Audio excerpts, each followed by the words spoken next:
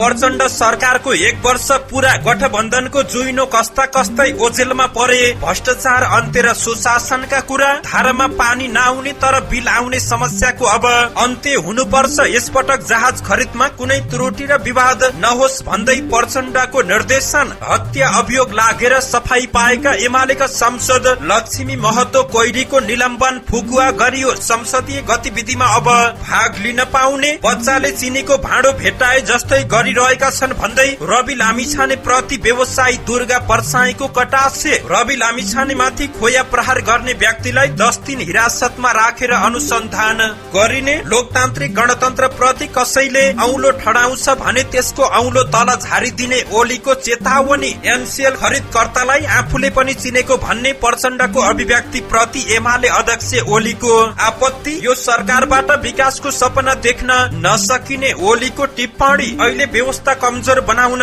खोजिँदैछ, इतिहास फर्कदैन भन्दै कांग्रेसका सभापति शेरबहादुर देउवाको जिकिर। पर्यटन मन्त्री सुदन किराँतीको कार्य सम्पादनलाई लिएर प्रधानमन्त्री पुष्पकमल दाहाल प्रचण्ड खुसी। कमल थापाको नेतृत्वमा जलाइयो मन्त्री किराँतीको पुतला। जनता सडकमा उत्रने र संसद बोल्ने सँगसँगै भए मात्रै सरकारको ध्यान आकर्षण हुँदो रहेछ भन्दै राष्ट्रपाकी सोभिता गौतमको तर्क। स्वास्थ्य कर्मीलाई छुवाछुत गरिएको घटनाले देशलाई लज्जित बनाएको प्रदेश प्रमुख खापुङको गुनासो। 1 वर्षमा 162 जना गर्भवती तथा सुत्केरी महिलाको ह्वाई उद्धार गरियो। क्रिकेटर सन्दीप लामिछाने विरुद्धको मुद्दा फेरि पनि हेर्दैमा 14 किलो सुन तस्करी प्रकरण। विमानस्थलमा सेटिङ मिलाएर मिनबहादुरको समूहले 138 किलो सुन तस्करी गरेको छानबिन समितिको निष्कर्ष। सुन अनुसन्धान टोलीले पाएन विमानस्थलको 3 महिनाको सीसीटीभीको रेकर्ड। अफलाइन चलाउने पठाउ र इनड्राइभका 48 जना चालक परे पक्राउ। र अस्ट्रेलियामा आधी बेहेरीका कारण हजारौं बासिन्दा बने बिजुली विहीन। दर्शक महानुभाव नमस्कार, तपाईँ हेर्दै हुनुहुन्छ नेपाल पोस्टमा गोविन्द चापागाई। आज मिति विक्रमसम्म 2080 पुष महिनाको 9 गते सोमबार, यसबीचसम्म 2023 डिसेम्बर 25 तारिक। यसै गरी आज मक्सिर शुक्ल चतुर्दशी तिथि सँगै आज क्रिसमस डे पनि रहेको छ। क्रिसमस डे को यहाँलाई धेरै धेरै शुभकामना व्यक्त गर्न चाहन्छौ। दर्शक महानुभाव सदा झै आज पनि उपस्थित भएका छौं। विशेष गरी देशको पछिल्लो राजनीतिक अवस्था के कस्तो रहेको छ त विभिन्न नेताहरूको भागदौड सँगै टीका टिप्पणी। विशेष गरी प्रचण्ड सरकारको 1 वर्ष पुगेको छ, यस विषयमा रहेर पनि केही छलफल गर्नेछौ। लगायत आज दिनभरि कहाँ के हुँदैछ त सम्पूर्ण जानकारीहरू लिएर उपस्थित भएका छौं। दर्शक महानुभाव सकेसम्म त्यसै भरिका अपडेटलाई समेट्ने कोसिस गर्नेछौ। समाचार समय अवधिसम्म हामी सँगै रहनुहोला। आउनुहोस् समाचारको दैलो उघारौं प्रचण्ड सरकारको 1 वर्ष पुगेको प्रसंगबाट।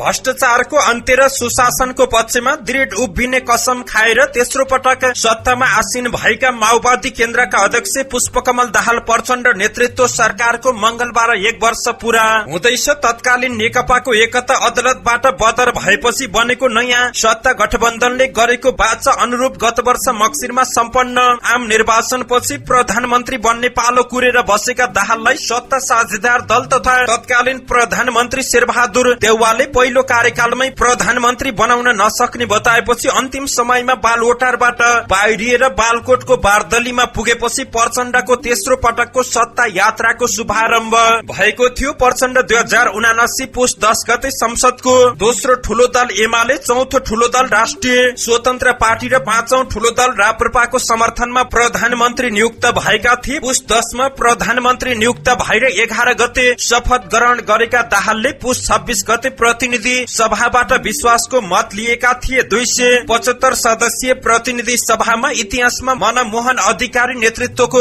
सरकारपछि सबैभन्दा धेरै सांसदको मत पाएका प्रचण्डले 275 मध्ये 268 सांसदको मत पाएका थिए। प्रचण्डको यो तेस्रो कार्यकाल रहेको छ। यसअघि 2065 र 2073 मा गरी करिब 9 महिना सत्ताको बागडोर सम्हालेका दाहालले आफ्नो तेस्रो कार्यकाललाई जनताले सधैँ सम्झिरहने र अविस्मरणीय बनाउने उद्घोष गर्दै आएका छन्। आफ्नो तेस्रो पटकको प्रधानमन्त्रीत्व कालमा सुशासन र स्थायित्वको गुणगान गाएर नथाक्ने प्रचण्डले सत्ताको बागडोर सम्हाल्दै गर्दा देखिएको सक्रियताले धेरैलाई यसपटक प्रचण्डले केही गर्छन् भन्ने विश्वास जागेको थियो। तेस्रो पटकको कार्यकाललाई उनी आफैले निकै महत्वपूर्ण मानेका थिए र अझै मान्दै आएका पनि छन्। सुरुवाती चरणमा उनले उपप्रधान तथा गृहमन्त्री नारायण काजी श्रेष्ठसँग मिलेर नक्कली भुटानी शरणार्थी प्रकरण, ललिता निवासको जग्गा हिनामिना लगायतका केही ठूला भ्रष्टाचार काण्ड र संलग्नहरूमाथि अनुसन्धान थालेका थिए, जसले गर्दा उप प्रधानमन्त्री भइसकेका आफ्नै पार्टीका पूर्व नेता टोप बहादुर रायमाझीदेखि सत्ता साझेदार दल कांग्रेसका प्रभावशाली नेता पूर्व गृहमन्त्री बालकृष्ण खाँडसम्मलाई जेलमा पुर्याए। भुटानी शरणार्थी प्रकरणको उक्त घटनापछि प्रचण्ड नेतृत्वको सरकार प्रति जनताको विश्वास वात्तै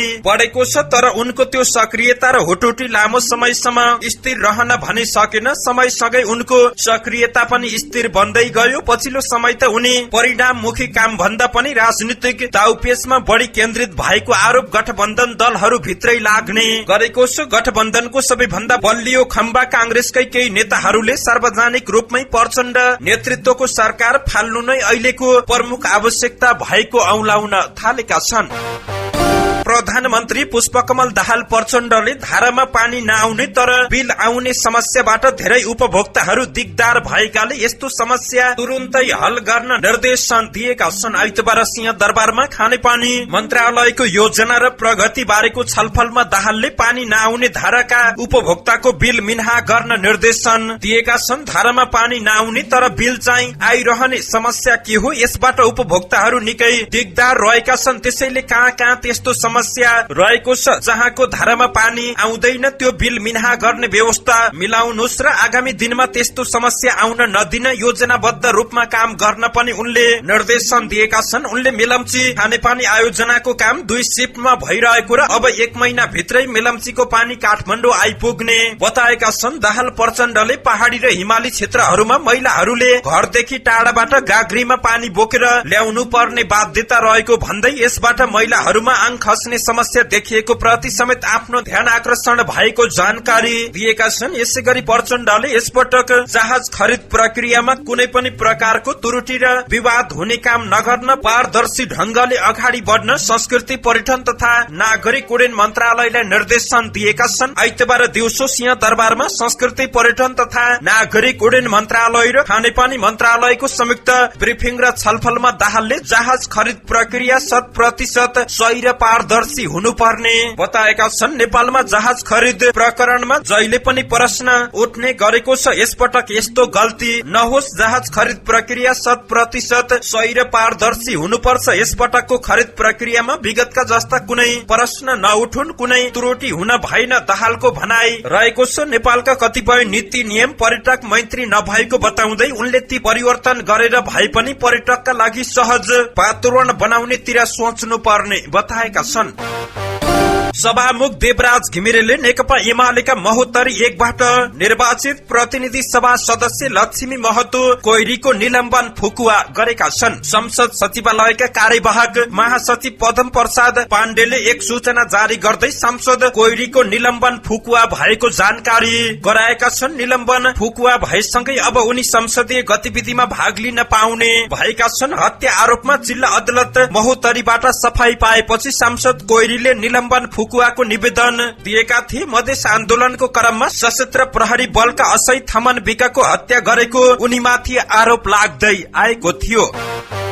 व्यवस्था परिवर्तन गर्छु भन्दै आन्दोलन गरिरहेका विवादस्पद व्यापारी दुर्गा परसाईले राष्ट्रिय स्वतन्त्र पार्टी रासोपाका सभापति रवि लामिछानेमाथि कटाक्ष गरेका छन्। आफ्नै निवास भक्तपुरमा आइतबार आयोजित पत्रकार सम्मेलनमा परसाईले लामिछानेले सत्ता मोह प्रति लक्षित गर्दै बच्चाले चिनीको भाँडो भेटाए जस्तै गरिरहेको टिप्पणी गरेका छन्। छोटो समय उप प्रधानमन्त्री बनेका लामिछानेलाई मन्त्रीको लत लागेको पनि उनले टिप्पणी गरेका छन्। पत्रकार सम्मेलनमा नेपालमा पर्साईले युवा पलायनको कुरा छोडेर मिशन 2084 भनिरहेको आरोप पनि लगाएका छन्। बच्चाले चिनीको भाँडो भेटायो भने छोड्दैन नि, उनी मिशन 2084 भनिरहेका छन्। यस्तै अवस्था रह्यो भने 2084 मा नेपालमा 30 लाख मान्छे पनि नरहने पर्साईको भनाई रहेको छ। पर्साईले लामिछानेको सम्बन्धमा नेकपा एमालेका अध्यक्ष केपी शर्मा ओलीले आफूलाई त्यही बेला केही कुरा सुनाएको पनि खुलासा गरेका छन्। त्यो बेला त हजुरबुवा ओलीसँग मेरो राम्रो सम्बन्ध रहेको थियो, हेर नाति यसलाई 1 महिनामा लात हान्छन् भनेर भनेका थिए, उनको भनाई रहेको छ। लामिछानेमाथि पोखरामा शनिबार मकैको खोया प्रहार गरिएको घटना प्रति इंगित गर्दै पर्साईले आफू जस्तै अभियन्ता बन्नु पर्ने जिकिर गरेका छन्। राष्ट्रिय स्वतन्त्र पार्टी रासोपाका सभापति रवि लामिछानेलाई मकैको खोया प्रहार गर्ने व्यक्तिलाई कास्की प्रहरीले 10 दिन हिरासतमा राखेर अनुसन्धान गर्ने भएको छ। शनिबार अमरसिंह चौरमा आयोजित एक कार्यक्रममा सम्बोधन गरिरहँदा सभापति लामिछानेमाथि लमजुङ राइनासका सन्तोष राणा भाटले मकैको खोया प्रहार गरेका थिए। सन्तोषले प्रहरीसँगको बयानको क्रममा आफूले नियतवश रवि लामिछानेलाई खोया नहानेको जिकिर गरेका छन्। कास्की प्रहरी प्रवक्ता डीएसपी श्रवण कुमार विकका अनुसार राणा भाटले आफू सूर्यदर्शन सहकारीको बचतकर्ता नरहेको पनि बताएका छन्। रविले शनिबार कार्यक्रमबाटै उनलाई पक्राउ नगरी छाड्न आग्रह भनेका थिए। पूर्व गृह मन्त्रीको हैसियतले कास्की प्रहरीलाई आदेश दिन चाहन्छु, उनलाई नथुन्नु होला, मगमग बसाउने फूलको थुङ्गा दिएर घरमा पठाइदिनु, तर प्रहरीले उनलाई समय लिएर अनुसन्धान गर्न लागेको छ। खोया फालिसकेपछि सन्तोषमाथि रासोपाकै कार्यकर्ताले प्रहरीकै अगाडि कुटपिट समेत गरेका थिए। उजुरी नपरे पनि घटनाको कारणबारे प्रहरीले अनुसन्धान गर्न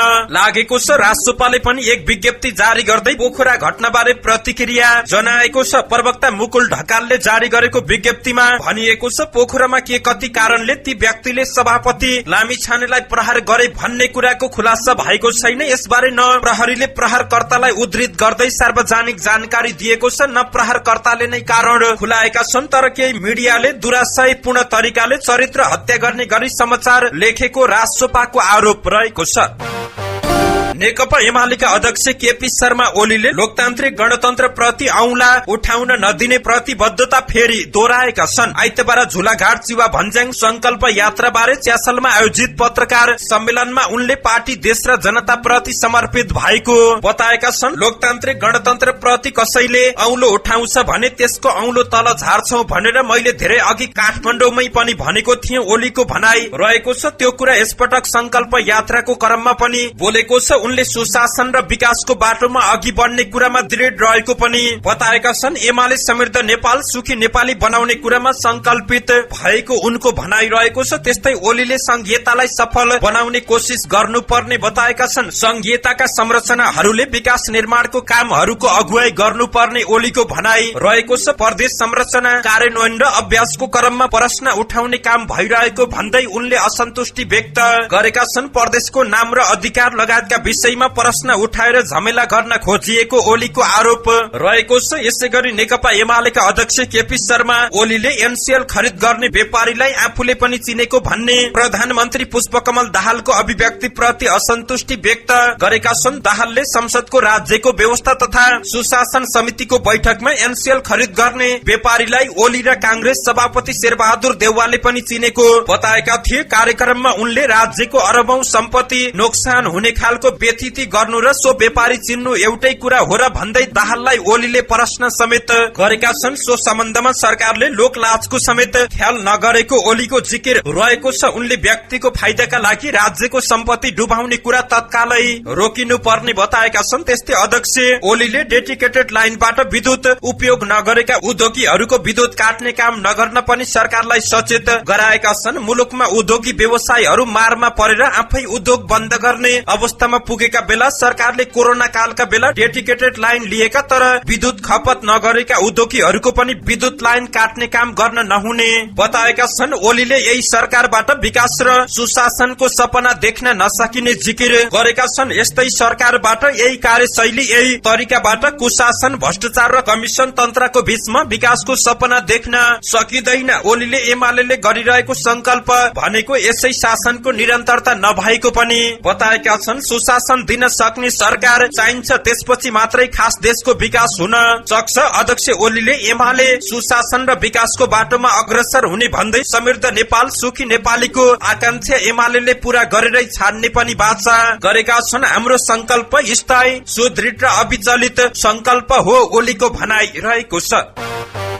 नेपाली कांग्रेसका सभापति शेरबहादुर देउवाले पार्टीले कृष्ण प्रसाद भट्टराईको विषयमा खोजनीति गर्न नसकेको बताएका छन्। भट्टराईको बारेमा पार्टीले राम्रो पुस्तक समेत लेख्न नसकेको देउवाको भनाई रहेको छ। सन्त नेताको छवि बनाएका भट्टराईको शताब्दी जन्म दिवसको अवसरमा आइतबार पार्टी कार्यालय सानेपामा आयोजित कार्यक्रममा देउवाले भट्टराईको विषयमा जानकारी दिन पार्टीले पुस्तक सार्वजनिक गर्ने बताएका छन्। फरक प्रसंगमा उनले भट्टराईको पथमा हिँड्न सके मात्रै कांग्रेस सच्चा प्रजातान्त्रिक दल हुन सक्ने बताएका छन्। भट्टराईको पथमा हिँडे वर्तमान राजनीतिक व्यवस्था पनि बलियो हुने देउवाको जिकिर रहेको छ। अहिले व्यवस्थामाथि प्रश्न आइरहेको छ, कमजोर बनाउने कुरा भएको छ, हामी सबै एक भएर लाग्नुपर्छ, देउवाको भनाई रहेको छ। इतिहास फर्कने कुरा छैन, गणतन्त्रात्मक लोकतन्त्रको माध्यमबाट अगाडि बढ्नुपर्छ, यसमा कृष्ण प्रसाद भट्टराईको ठूलो योगदान रहेको छ। सभापति देउवाले भट्टराईको बारेमा जति बोले पनि कम हुने धारणा राखेका छन्।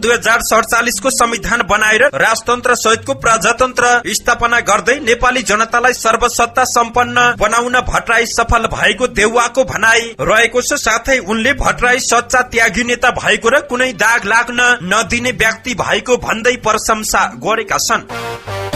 संस्कृति पर्यटन तथा नागरिक उड्डयन मन्त्री सुदन किरातीको कार्य सम्पादनलाई लिएर प्रधानमन्त्री पुष्पकमल दाहाल प्रचण्डले खुशी व्यक्त गरेका छन्। मन्त्री किराती निकट स्रोतका अनुसार प्रचण्डले मन्त्री किरातीको कार्य सम्पादनलाई नजिकबाट निहाली रहेका छन्। स्रोतका अनुसार मन्त्री किराती बीच पहिलो पटकको भेटमा प्रचण्डले अहिलेको मन्त्री परिषदमा रहेर काम गरिरहेका मन्त्रीहरूमा किरातीको नतिजा उत्कृष्ट रहेको बताएका थिए। मन्त्री किरातीले एक्सनमा काम गरिरहेका छन्। प्राय घाटामा जाने गरेको नेपाल वायु सेवा निगमको आमदानी किराती मन्त्री बनेपछि दोब्बर भन्दा बढीले वृद्धि भएको छ। त्यस्तै निगमको जहाज खरिद प्रक्रियालाई अगाडि बढाउने तयारीमा मन्त्री किराती रहेका छन्। पर्यटनको विकास बिना नेपाल र नेपाली जनताको समृद्धि सम्भव नरहेको मन्त्री किरातीको दाबी रहेको छ। नेपालमा पर्यटकको विकासको लागि निगमले सेवा विस्तार गर्न आवश्यक रहेको उनको जिकिर रहेको छ। सोही आवश्यकतालाई मध्यनजर गरेर जहाज खरिद प्रक्रिया अगाडि बढाउने तयारी भइरहेको छ। साथै नेपालको उड्डयन क्षेत्रलाई युरोपियन युनियनको कालो सूचीबाट हटाउन मन्त्री किरातीले पहल गरिरहेका छन्। केही समयमै नेपाली आकाश ईयूको कालो सूचीबाट हट्ने मन्त्री किरातीको भनाई रहेको छ। नेपाली आकाशलाई कालो सूचीमा राखिँदा त्यसको प्रत्यक्ष मार पर्यटन क्षेत्रमा समेत परेको किरातीको दाबी रहेको छ। नेपाली आकाश सुरक्षित छ भन्ने मनोविज्ञान पर्यटकहरूमा विकास गराउन पनि नेपाली आकाश ईयूको कालो सूचीबाट मुक्त हुन आवश्यक रहेको किरातीले बताउँदै आएका छन्। पछिल्लो भेटमा दाहाल प्रचण्डले परिणाममुखी काम गरेको भन्दै मन्त्री किरातीको प्रशंसा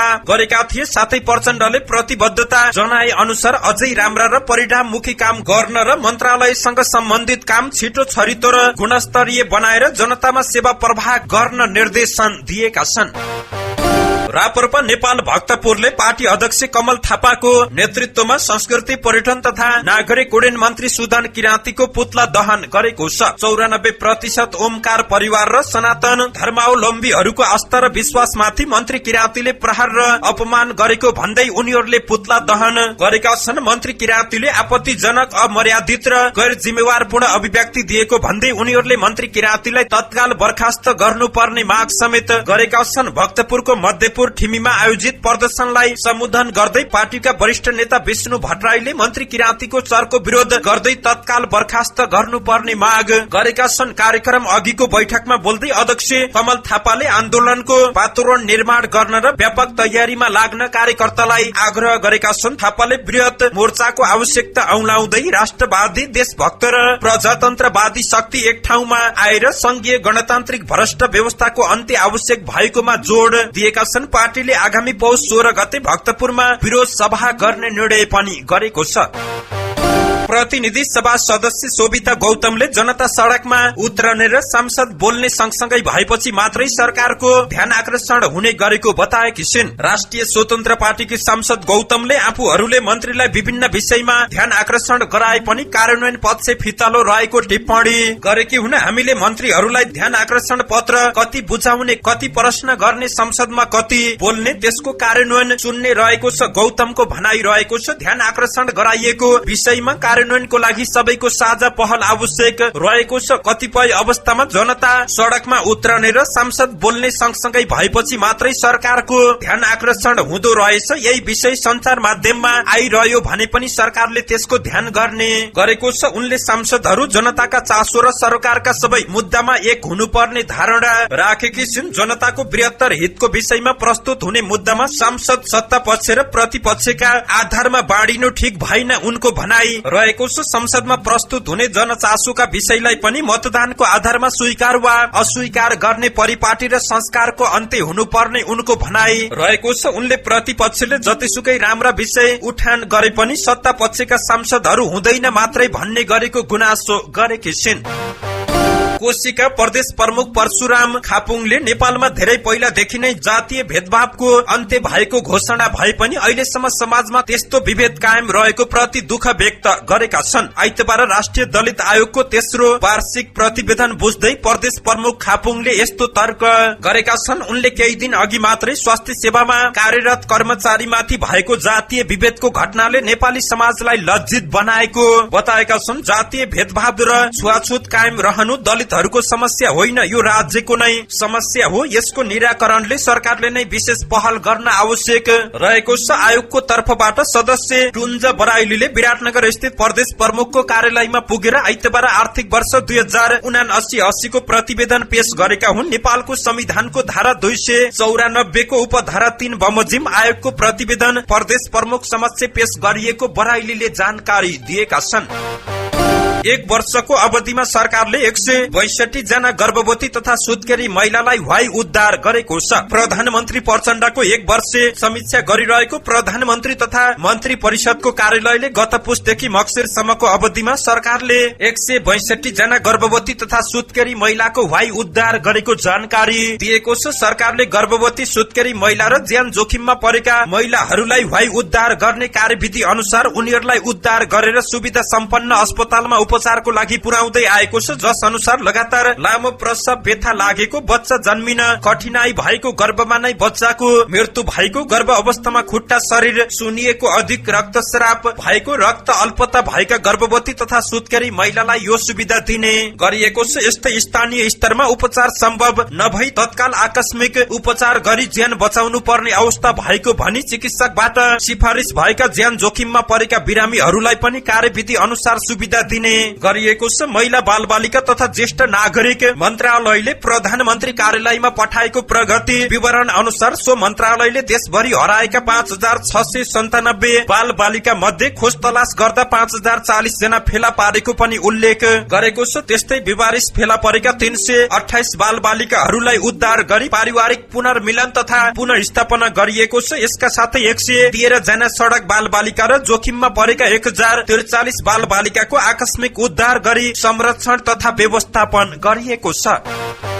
क्रिकेटर सन्दीप लामिछाने विरुद्धको जबरजस्ती करणीको मुद्दामा हेर्दैमा राखिएको छ। सुनवाई नसकिएकै कारण हेर्दैमा राखिएको जानकारी प्राप्त भएको छ। आइतबार काठमाडौँ जिल्ला अदालतका न्यायाधीश शिशिर राज ढकालको इजलासमा शुरू भएको सुनवाई नसकिएपछि हेर्दैमा राखिएको हो। क्रिकेटर लामिछानेमाथि नाबालिग किशोरीलाई बलात्कार गरेको आरोपमा मुद्दा दर्ता भएको थियो।